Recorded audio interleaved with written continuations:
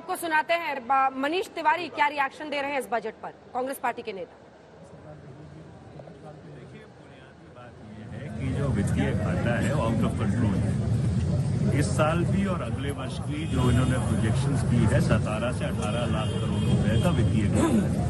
इसका मतलब सरकार मार्केट में जाके पैसा लेगी और निजी क्षेत्र को वो पैसा नहीं मिल पाएगा और इसलिए जो वर्चुअस साइकिल है इकोनॉमी का वो शुरू नहीं हो पाएगा और इसीलिए आप देखते हैं एक्सेसिव रिलायंस है पब्लिक एक्सपेंडिचर पे। तो बुनियादी बात ये है कि फंडामेंटल्स पे जो अर्थव्यवस्था इकोनॉमी है वीक लगती है। एमएसएमई सेक्टर के लिए भी एक बड़ा फंड बनाने की बात की है, कुछ टैक्स में छूट देने की बात की है। 6 लाख करोड़ रुपया अपना अभी बकाया है एमएसएमई सेक्टर का, जहाँ तक सरकार का सवाल है या सरकारी क्षेत्र का सवाल है।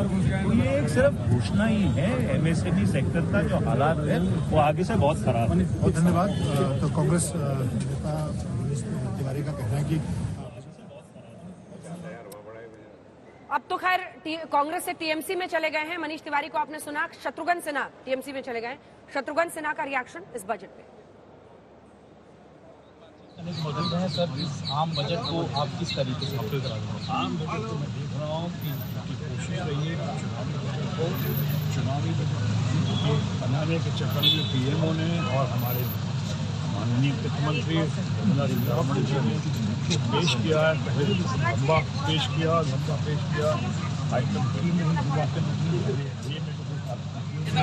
और दूसरी बात में भी निकला जैसे जो मिडिल क्लास को 5% 10% 15% निकल जाएगा सेविंग्स ऊपर।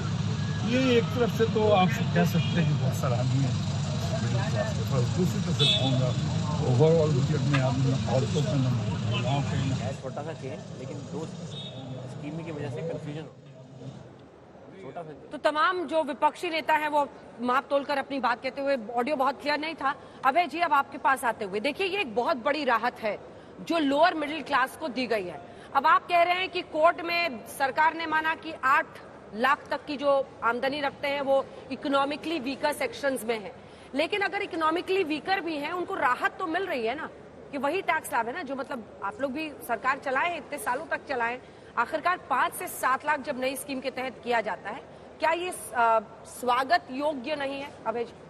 नहीं, और स्वागत करते सरकार का। अगर हम वो देखिए, जैसे आप ये जो न्यू रिजीम की बात कर रहे हैं, इसमें उन्होंने डिडक्शंस को बिल्कुल खत्म करने की बात की है।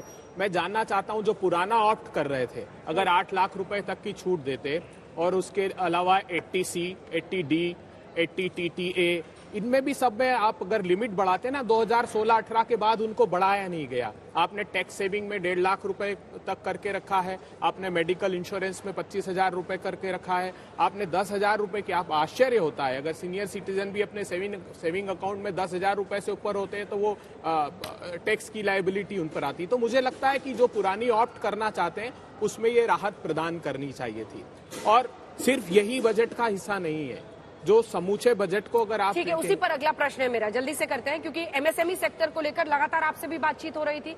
एमएसएमई सेक्टर में एक बड़ा प्रावधान सरकार की तरफ से किया गया है कि अगर एमएसएमई फेल हो जाए तो 95% जो सरकार है वो उनका पैसा वापस कर देगी।